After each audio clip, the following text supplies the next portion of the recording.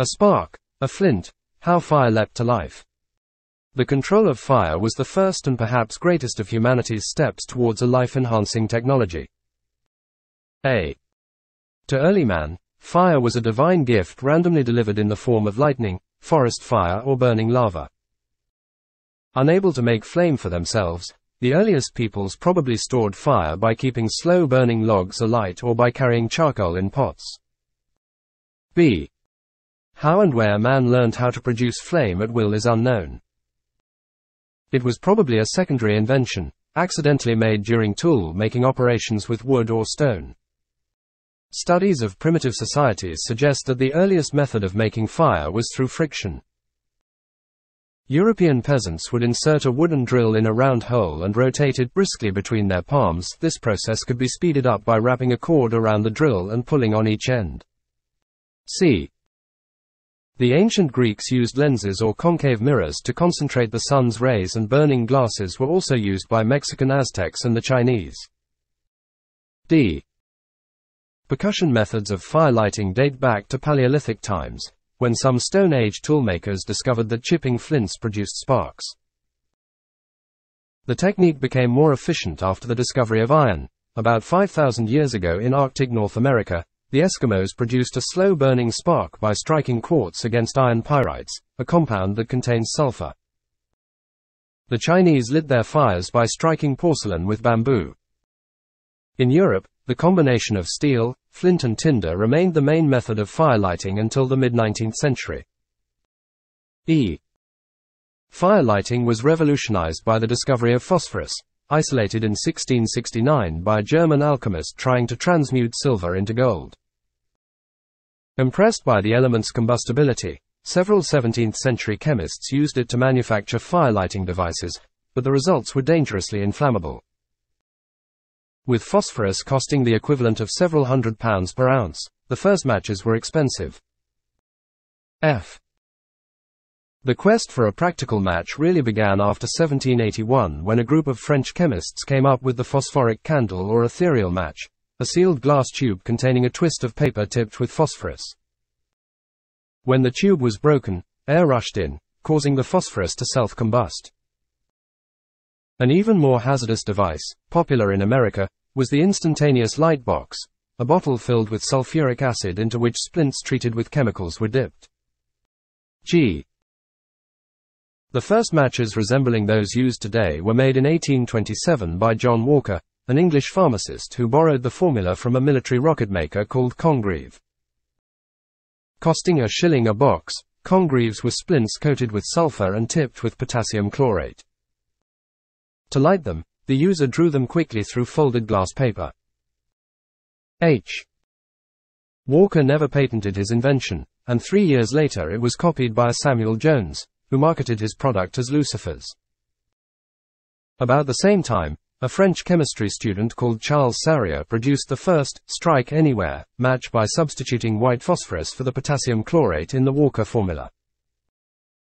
However, since white phosphorus is a deadly poison, from 1845 matchmakers exposed to its fumes succumbed to necrosis, a disease that eats away jawbones.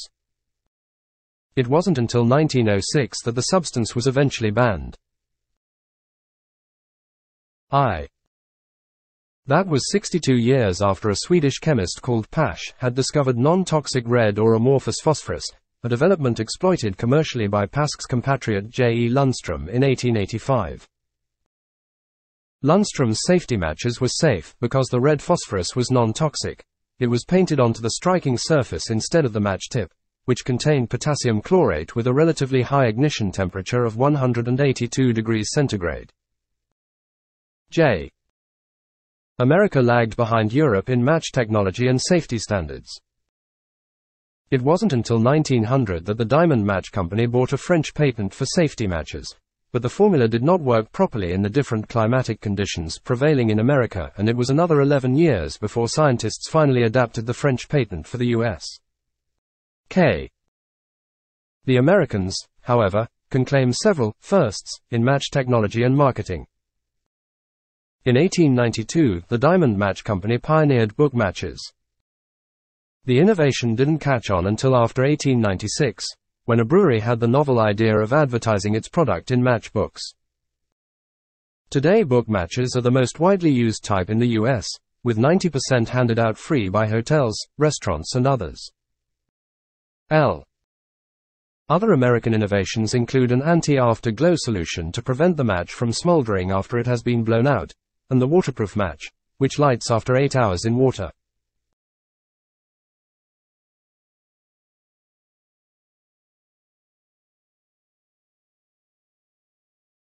Zoo conservation programs. A. One of London Zoo's recent advertisements caused me some irritation, so patently did it distort reality. Headlined, "Without zoos you might as well tell these animals to get stuffed." It was bordered with illustrations of several endangered species, and went on to extol the myth that without zoos like London Zoo these animals will almost certainly disappear forever. With the zoo world's rather mediocre record on conservation, one might be forgiven for being slightly skeptical about such an advertisement. B. Zoos were originally created as places of entertainment, and their suggested involvement with conservation didn't seriously arise until about 30 years ago, when the Zoological Society of London held the first formal international meeting on the subject. 8 years later, a series of world conferences took place, entitled, "The Breeding of Endangered Species," and from this point onwards conservation became the zoo community's buzzword. This commitment has now been clearly defined in the World Zoo Conservation Strategy, WZGS, September 1993, which although an important and welcome document does seem to be based on an unrealistic optimism about the nature of the zoo industry. C. The WZCS estimates that there are about 10,000 zoos in the world, of which around 1,000 represent a core of quality collections capable of participating in coordinated conservation programs. This is probably the document's first failing, as I believe that 10,000 is a serious underestimate of the total number of places masquerading as zoological establishments.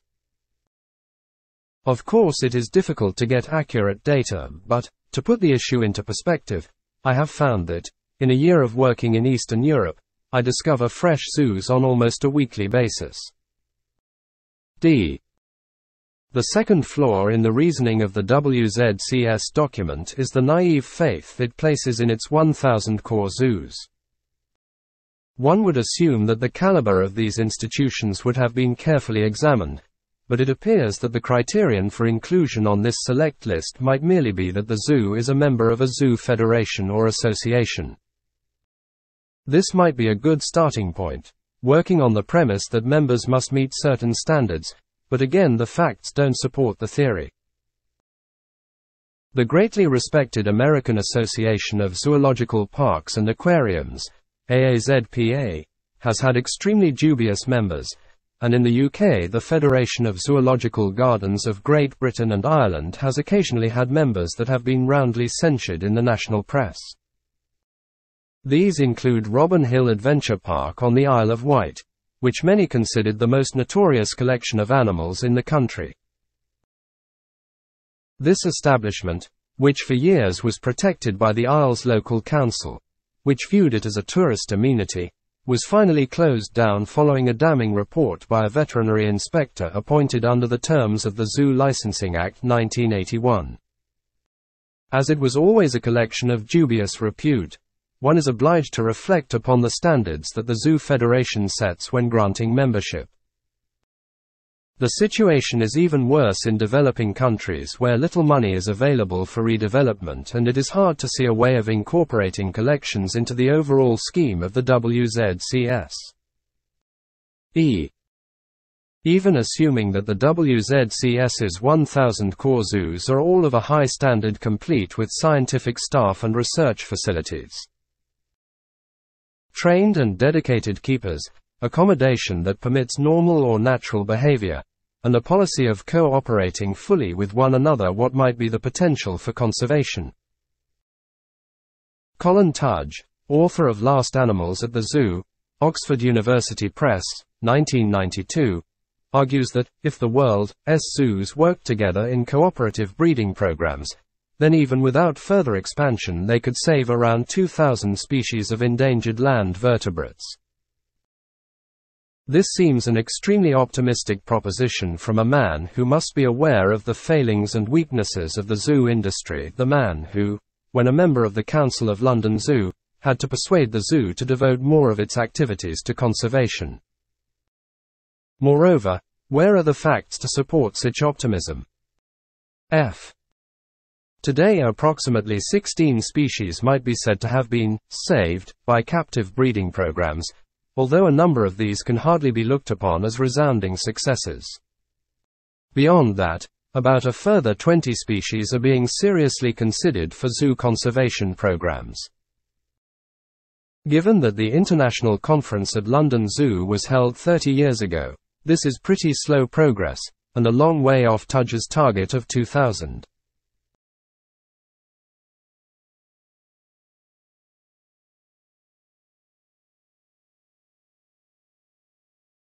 Architecture, reaching for the sky.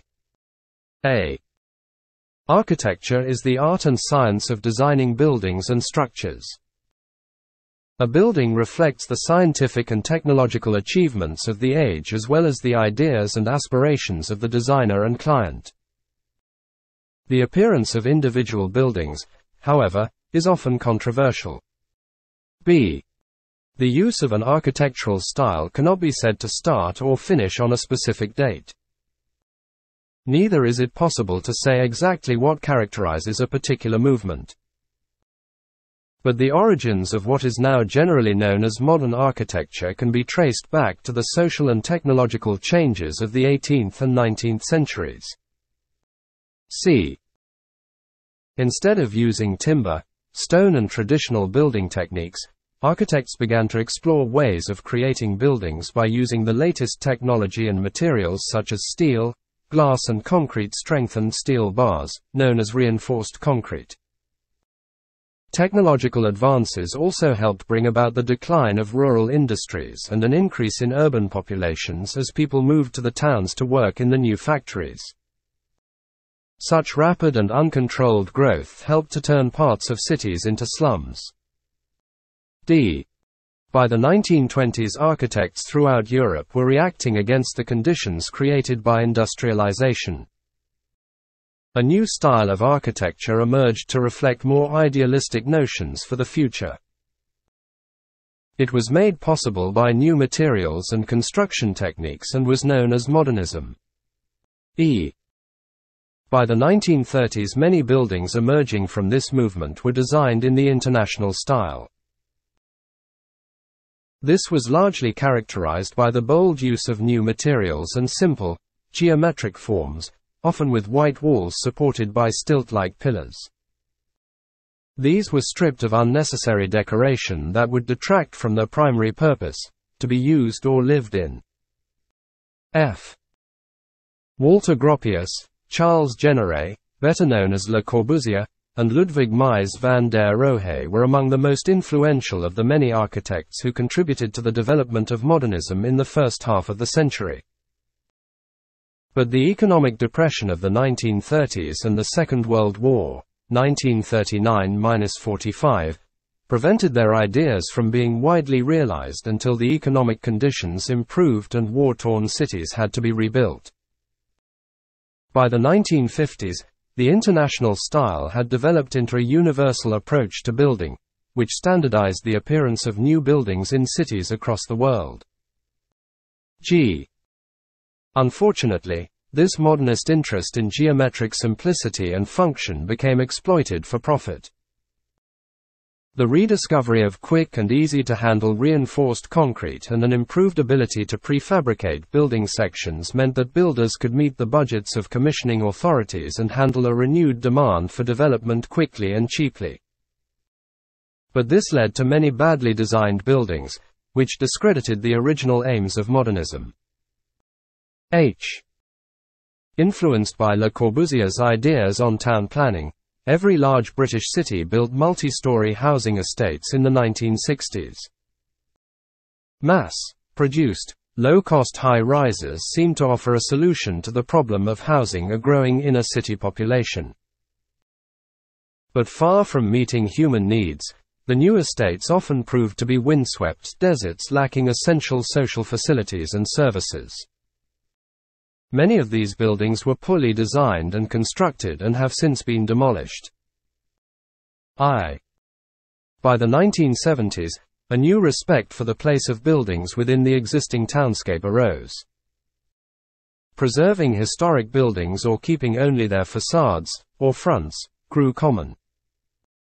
Architects also began to make more use of building styles and materials that were traditional to the area.